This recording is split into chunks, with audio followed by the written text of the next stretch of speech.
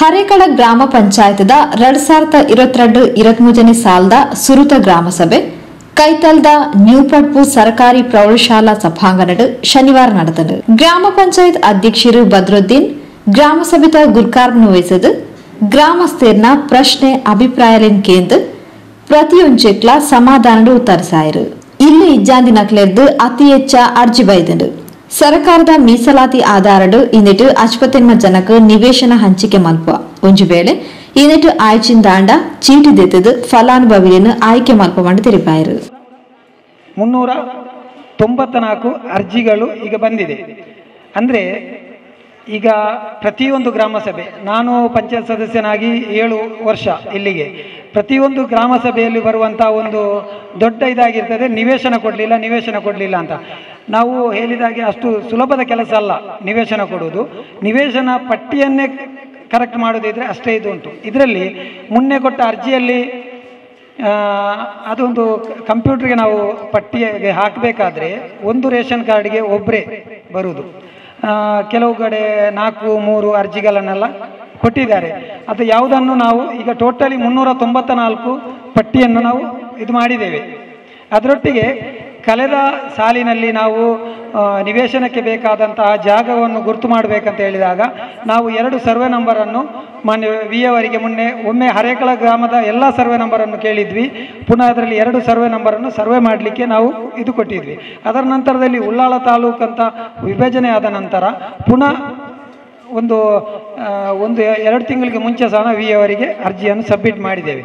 ಅದಕ್ಕಿಂತ ಮುಂಚೆ ಜಾಗ ಗುರುತು ಆಗುತ್ತದೆ, ಪಟ್ಟಿಯನ್ನು ಕರೆಕ್ಟ್ ಮಾಡೋದು ನಮ್ಮ ಜವಾಬ್ದಾರಿ. ಯಾಕೆಂದರೆ ಇದೇ ಜನರನ್ನು ಅಲೆದಾಡಿಸುವ ಕೆಲಸ ಆಗಬಾರ್ದು. ಈ ಪಟ್ಟಿ ಅಂದರೆ ವರ್ಷಕ್ಕೊಮ್ಮೆ ರೇಷನ್ ಕಾರ್ಡ್ ಕೊಡಿ, ಆಧಾರ್ ಕಾರ್ಡ್ ಕೊಡಿ, ಇನ್ಕಮ್ ಸರ್ಟಿಫಿಕೇಟ್ ಕೊಡಿ, ಅದನ್ನು ನಾವು ಕಂಪ್ಯೂಟರಲ್ಲಿ ಹಾಕಬೇಕಾದ್ರೆ ಪಟ್ಟಿ ಕರೆಕ್ಟ್ ಆಗಬೇಕು. ಅದರಲ್ಲಿ ಗ್ರಾಮಡು ಸೌಹಾರ್ದ ಅಗತ್ಯ ಅಂಚಾದು ಅನುಮತಿ ಇಚ್ಚಾದಿನ ಫ್ಲೆಕ್ಸ್ ಲೈನ್ ತೆರವು ಮಲ್ಪುವ ಅನುಮತಿ ಪಡೆಯಿನ ಬ್ಯಾನರ್ ಲೆಗ್ಲ 7 ದಿನ ಮಾತ್ರ ಅವಕಾಶ ಪಡೆದು ಬದ್ರುದ್ದೀನ್ ತಿಳಿಪಾಯರು. ಈಗ ಬ್ಯಾನರ್ ಮುಂದಕ್ಕೆ ಮಾಡಬೇಕು ಯಾಕಂದ್ರೆ ಮೊನ್ನೆ ಡಿಸಿ ಆದೇಶ ಮಾಡಿದ್ದಾರೆ ನೋಡಿ. ಇತ್ತೀಚೆಗೆ ಕೆಲವು ವಿಷಯದಲ್ಲಿ ಭಾರಿ ಚರ್ಚೆ ಬರ್ತಾ ಇದೆ.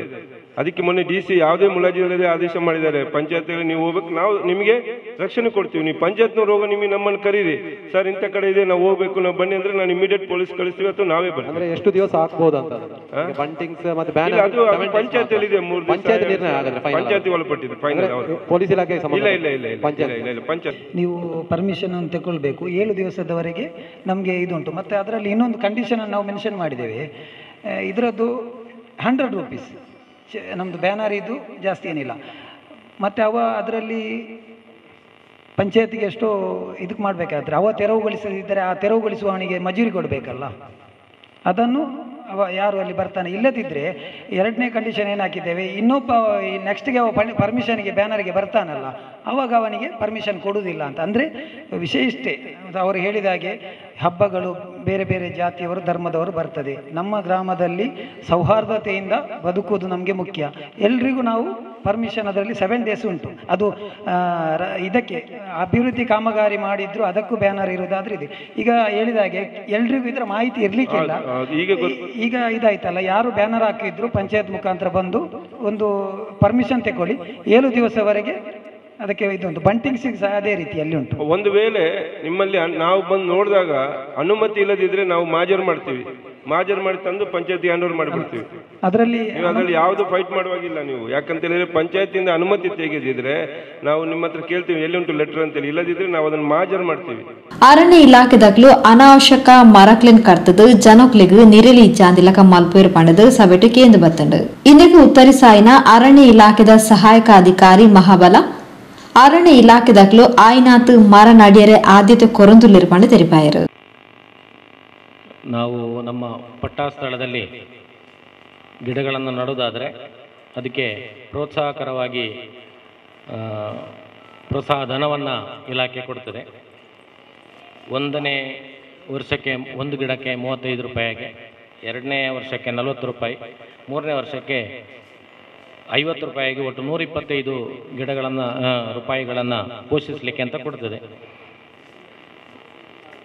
ಬೇರೆ ಯಾವುದೇ ರೀತಿಯ ಯೋಜನೆಗಳು ಸದ್ಯಕ್ಕೆ ನಮ್ಮ ಇಲಾಖೆಯಲ್ಲಿ ಇಲ್ಲ. ಮತ್ತು ನಮ್ಮ ನರ್ಸರಿಯಲ್ಲಿ ಗಿಡಗಳಿವೆ, ಈಗ ಸ್ವಲ್ಪ ಖಾಲಿ ಆಗ್ತಾ ಬಂತು, ಅಂತೂ ಪ್ರತಿ ವರ್ಷ ಸಿಗ್ತದೆ. 1 ರೂಪಾಯಿ ಮತ್ತು 3 ರೂಪಾಯಿಯ ಬೆಲೆ ಕೊಟ್ಟು ಅದನ್ನು ನಾವು ತಗೊಳ್ಬೋದು. ಇಷ್ಟು ಯೋಜನೆಗಳು ಮಾತ್ರ ನಮ್ಮ ಅರಣ್ಯ ಇಲಾಖೆಯಲ್ಲಿ ಇದೆ. ಕಡ್ಕೊಂಡು ಹೋದದ್ದು ಪಂಚಾಯತ್ನ ಇದರ ಮೇಲೆ ಮನವಿಯ ಮೇಲೆಗೆ ಕಡ್ದು ಅದನ್ನು ಇದರ ಪ್ರೊಸೀಜರ್ ಪ್ರಕಾರವೇ ಕಡ್ಕೊಂಡು ಹೋಗಿದ್ದೇವೆ. ಡಿಪೋಕ್ಕೆ ಹಾಕಿದೆ, ನಮ್ಮ ಇಲಾಖೆಗೆ ತಗೊಂಡು ಹೋಗಿದೆ. ಇನ್ನು ಗಿಡಗಳನ್ನು ನಡಬಹುದು. ಈಗ ಆ್ಯಕ್ಚುಲಿ ಇಲ್ಲಿ ಗಿಡಗಳನ್ನು ನಡಲಿಕ್ಕೆ ಆಗೋದಿಲ್ಲ ನೋಡಿ, ಅಲ್ಲಿ ಬೆಂಕಿ ಬೀಳ್ತದೆ, ಒಂದು ಬೆಂಕಿ ಬೀಳ್ತದೆ. ಗಿಡಗಳು ನಟ್ಟಿದೆ, ಈ ಆಲಯನಲ್ಲೇ ಗಿಡಗಳನ್ನು ನಟ್ಟದುಂಟು. ಅದು ಕಡಿಬೇಕು, ಸರಿ, ನಾವು ಒಪ್ತೇವೆ. ಈಗ ನಮಗೆ ಸಾಮಾನ್ಯರಿಗೆ ಉಪ್ಪದಾಗ ಅನ್ಯಾಯ ಆಗಿದಲ್ಲ ಅದು. ಯಾಕೆ ಅಂತ ಹೇಳಿದ್ರೆ ನಾವು ದಾರಿಯಲ್ಲಿ ಹೋಗೋ ಸ್ವಲ್ಪ ನೆರಳಿತ್ತು ಅದು. ಈಗ ನೀವು ಒಂದು ನಡುವುದಿಲ್ಲ ಅಂತ ಹೇಳಿದ್ರೆ ಅದಕ್ಕೆ ಇಲ್ಲ, ನಡುವುದಿಲ್ಲ ಅಂತೇನಿಲ್ಲ. ನಾವು ಬೆಂಕಿ ಬೀಳ್ತದೆ ಅಂತ ಹೇಳ್ತೀರಿ, ಅದು ಬೆಂಕಿ ಯಾವಾಗಲೂ ಬೀಳ್ತಾ ಇರ್ತದೆ ಸರ್. ಹೌದು, ಬೆಂಕಿ ನಾವು ಆವತ್ತು ನಡುವಾಗ ಬಹಳ ಕಷ್ಟ ಬಂದಿದ್ದೇವೆ. ಬೆಂಕಿ ಬೀಳುದು ನಾವು ನಡುವಾಗ ಬಹಳ ಕಷ್ಟ ಬಂದಿದ್ದೇವೆ. ಈಗ ರೋಡಲ್ಲಿ ಹೋಗ್ಲಿಕ್ಕೆ ಆಗುದಿಲ್ಲ ಬಿಸಿಲಲ್ಲಿ. ನಡ್ತೇವೆ ನಾವು ಗಿಡಗಳಂತೇವೆ. ನಿಮ್ಮ ಇದೊಂದು ರಿಕ್ವೆಸ್ಟ್ ನೀವು ಕೊಡಿ, ನಾವು ಗಿಡಗಳನ್ನು ನಡ್ತೇವೆ. ನಡೋದಕ್ಕೆ ನಮ್ಮಿಂದ ಏನು ತೊಂದರೆ ಇಲ್ಲ. ನಾವು ಗಿಡ ನಡ್ಲಿಕ್ಕೆ ಇರುವವರು ಜಾಗ ಇಲ್ಲದೆ ಮಾತ್ರ ಬಾಕಿ ಆಗಿದೆ. ಈಗ ಪಂಚಾಯತಿಯಿಂದ ಅದಕ್ಕೆ ಒಂದು ಇದು ಬಂದ್ರೆ, ರಿಕ್ವೆಸ್ಟ್ ಬಂದ್ರೆ, ಅಥವಾ ನಾವೇ ಅದನ್ನು ನೋಡಿ ನೀವು ಒಂದು ರಿಕ್ವೆಸ್ಟ್ ಕೊಡಿ, ಖಂಡಿತವಾಗಿ ನಾವು ಗಿಡಗಳನ್ನು ನಡ್ತೇವೆ. ಅಲ್ಲ, ಈಗ ನಾವು ಸಾರ್ವಜನಿಕರ ಪರವಾಗಿ ನಿಮ್ಮ ಹತ್ರ ಕೇಳುದು. ಅದೇ ಹೇಳಿ, ನಾವು ನಡ್ತೇವೆ. ನಾವು ಈಗ ಕೇಳಿದ ಅದಕ್ಕೆ ಬೇಕಾಗಿ ನಡ್ತೇವೆ, ನಾವು ನಡ್ತೇವೆ. ನಡ್ಲಿಕ್ಕೆ ಇರುವವರು ನಾವು ನಡ್ತೇವೆ.